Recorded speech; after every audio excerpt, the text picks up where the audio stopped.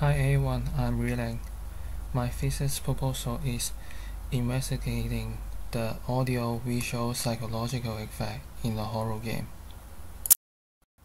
Here's the outline of my thesis proposal.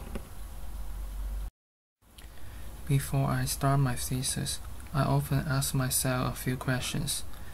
Why are horror games appealing? What causes player fear? Where is the scariest part? And how to scare player without jump scare in a horror game.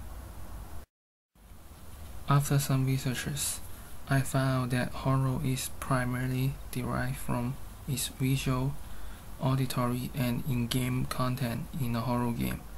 It also made me believe that all horror entertainment is based on the same principle, and the scary technique is traceable.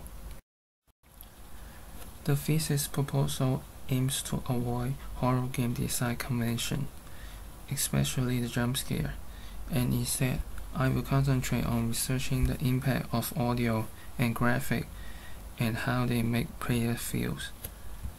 Players' perception of fear are closely linked to their senses.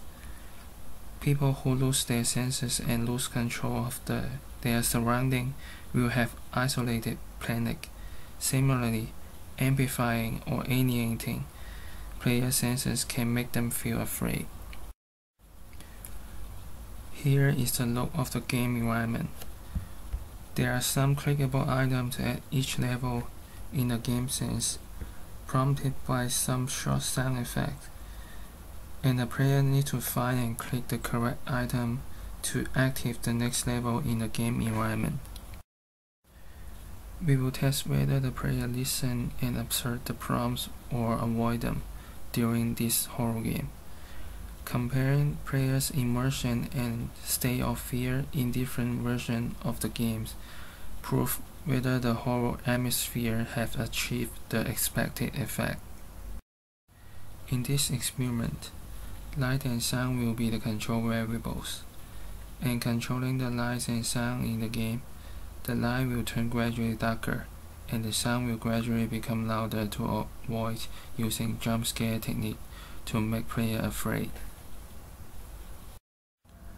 The horror game has 4 versions. It tests the player reaction through these versions, and participants are randomly assigned into a group with different game scenes for testing. In this research, the hypothesis is the player can reach a higher level of fear by only changing the visual and audio parameters in a horror game. And there are 2 main ways to connect player data.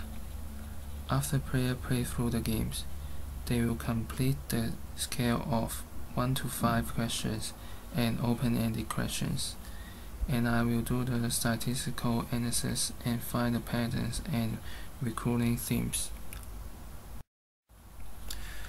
There are 10 different levels for analyzing a player's state of fear.